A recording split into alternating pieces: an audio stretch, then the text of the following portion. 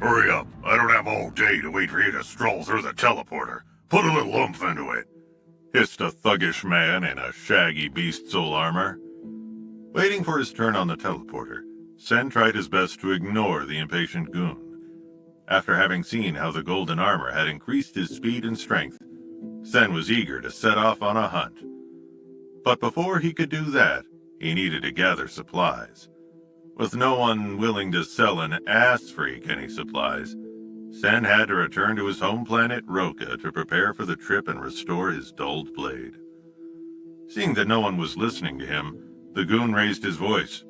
Hey, I said to move forward, so move forward. Don't you know who I am? Sen closed his eyes. I only need to bear this man a little longer. A few more seconds and I can get back to returning to fight. With only one way in and out of God's sanctuary, the line to leave through this dimension could easily get long, especially as people were only allowed to go one at a time through the teleporter. Even then, it was an absolute freak incident that people were allowed to access God's sanctuary at all.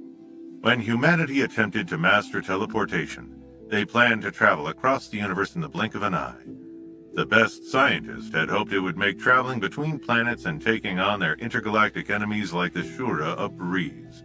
In a fortunate twist of events, when those first scientists opened the rift, they found they had created a portal to an entirely different dimension, God's sanctuary. As Sen could hear the line shuffle forward, Sen opened his eyes only to find the thug staring right at him. With a snarl, the thug summoned his primitive blade and pointed it at Sen. Oh, am I bothering you? Do you just want me to go away? Spotting the fire in the man's eyes, Sen knew that the thug was just itching for a fight. Looking at the primitive blade that the goon was holding, Sen couldn't help but feel a little jealous. Despite having, a part of him wondered if he could challenge the goon for the blade. With his new sacred blood armor, Sen could easily outrun the thug. However, with his current alloy blade, Sen doubted that he'd even been able to put a dent in the guy's beast soul armor. If Sen was going to have powerful armor, he needed a weapon that was just as powerful to complement it. Knowing the man couldn't do anything to hurt him, Sen looked him in the eye. It looks like it's your turn to teleport. The man turned to see who Sen could be addressing, but was surprised to find it could only be himself. With one final grunt, the man glared at Sen. You got lucky this time. As the man stepped through the portal, Sen looked to his wristcom only to see he wasn't wearing it. Forced to take it off so that it wouldn't get damaged upon entering God's sanctuary, Sen relied on his wristcom for almost everything. As for his bank, his ID, and even his clock, it felt odd sometimes when he couldn't access it. I hope Mom's not too furious that it's been a few days, Sen wondered as he stepped through the portal. I told her I'd be back soon. As Sen stepped out of the other side of the teleporter, the sounds of a humming cityscape greeted him. Holographic displays floated in the air with videos of superstar fighters advertising their sponsored tech, from virtual simulators to battle mechs. Outside the teleportation center, aircraft zoomed high above the city as hovering trams floated beneath the city. A far stretch from the technology-absent wildness of God's sanctuary, the city brimmed with electricity. Approaching the public tram, Sen could hear the announcers' voices booming from the holodisplay as they desperately tried to grab the attention of the passerbys. Yate Group President Zhao Yalong completed his third evolution, making him the 83rd man to enter the fourth level of God's sanctuary. 83. With his evolution, his lifespan has been extended to 500 years, and he's officially given the title of demigod. The Battle of Planet Egon continues into day 7032. This week, the Shura have advanced into the planet's capital, but the Alliance has assured the universe that they'll push back the intergalactic menace by this afternoon. Marcus Hemingway, the Speaker of the House of Representatives, killed the mythic level C-Star yesterday, the first to accomplish this feat.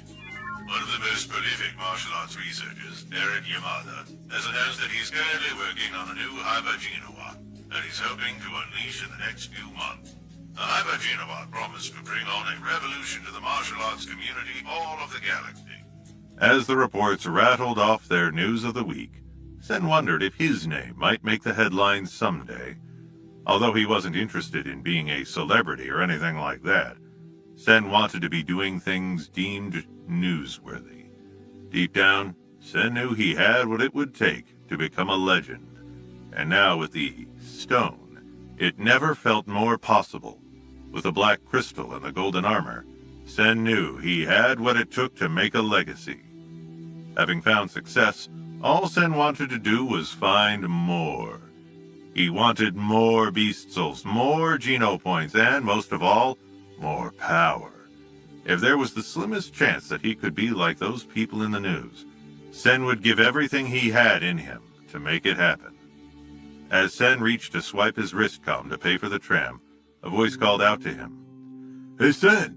Sen Han! Wait for me!" Turning around, Sen was surprised to see his childhood friend Henry Zhang running after him.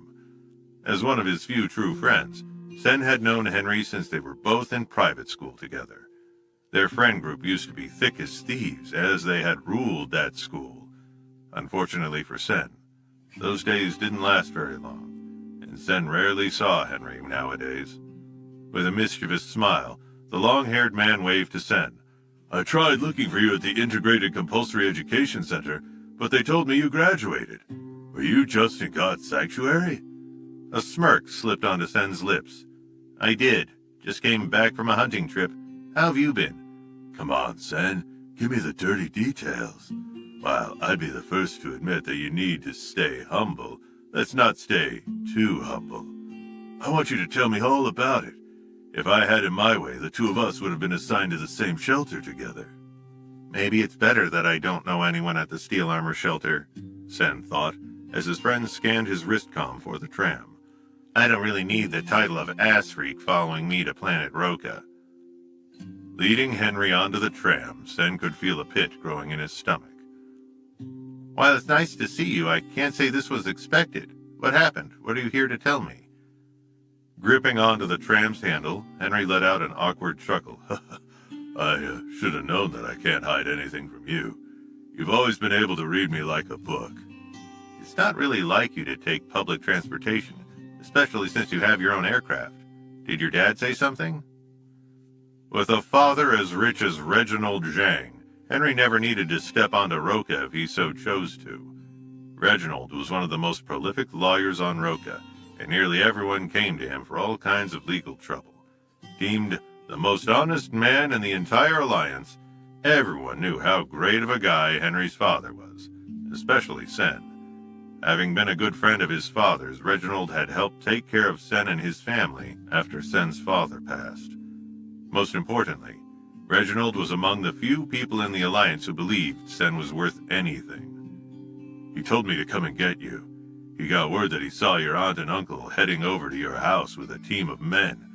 I don't entirely know what it's about, but it doesn't seem good." Sen's face fell as he looked out of the tram window, watching as deteriorated buildings flew by. Most of the cities in Roka were designed so that the new sat on top of the old structures. Laying in the shadows of the brilliant buildings sat the remnants of what used to be some of the first settlements, and now only lived the poorest of its residents. In places like this, Sen was worried he and his family might find themselves calling it home soon enough. Looking away from the passing shacks, Sen looked Henry in the eye. "How much are they asking for this time?" Taken back by Sen's boldness, Henry shook his head. "You know my dad doesn't want me talking about his cases." "I think being my friend trumps being a lawyer's son. Just spit it out." "My dad says they want the whole house." As his stop dinged, Sen turned to Henry with wide eyes. "Getting the alloy blade fixed will have to wait. I can't worry about that when my family may be homeless." The moment the doors to the tram slid open, Sen was off. Chasing after him, Henry called out to him, desperately trying to get his attention. "Hold on, Sen. You should talk to my dad first." But Sen wasn't listening. Knowing the kinds of people that his aunt and uncle were, Sen was fully aware of the horrible things they could be scheming. After his father had passed, his siblings had been eager to get their hands on the fortune, eventually causing his family's financial ruin. Approaching his home, Sen could easily spot it in the distance. Compared to all the other massive grand buildings that were on the same level, the home of the Hans was nothing more than a shack. With no money for repairs, The home had fallen into disrepair from patches of old paint to leaky roofs. If he could, he'd move them far from this place, but he knew how much it meant to his mother. As he approached closer, he could hear a voice barking demands. The plan was to put a pool in backyard, so we're going to demolish the entire back porch. Mom wants you to make sure you're getting the measurements of the easements. She doesn't want any angry neighbors on my hands. This isn't your home, Bobby, A young girl's voice squeaked. Just talk to my mom about it. It was her decision to go after the house. Turning around the corner, Sen was surprised to find his cousin Bobby and his sister Yara standing in the front yard as Bobby directed a crew to measure the house.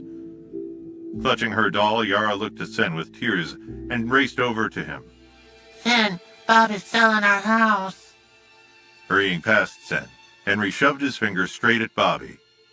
Your mom can't do anything without her opposition getting proper representation. The house hasn't been rewarded to them just yet. Why are you letting your mom walk all over Sen? Hey, I'm just here to tell you what I know. This is a family matter. You can't really say that it's fair that they just steal money from my parent, can you? But your mom and uncle are taking the only home that Sen and his sister have ever known. Come on, the three of us and Susie used to play in their backyard after school. Why wouldn't you try to convince your mom to stop this from happening? Bobby huffed. What am I supposed to do? It's not like my mom's going to listen to me. Furrowing his brow, Sen huffed. I don't know. Tell your mom to call off the sale. You're her son. Why don't you go talk to your mother then? Maybe if you talked a little more sense into her, she wouldn't be in this mess in the first place.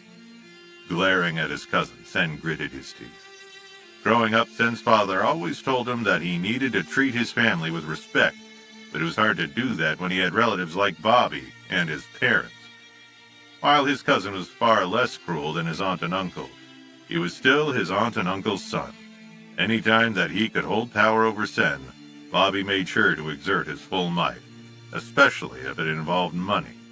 And knowing his relatives, it most often did. Seeing Sen's bitter stare, Bobby cowered slightly. My mom's inside if you want to talk to her. You won't be able to change your mind about getting what's hers, though. Marching for the front door, Sen shoved past Bobby. Yeah, I think a conversation will do us good. Of all times to take a risk, this was one that Sen knew he had to take. Provoking his aunt was not something anyone did with the faint of heart, but Sen wasn't going to let her walk away with that satisfaction. If his aunt was going to bring the fight to his front door, Sen was going to answer.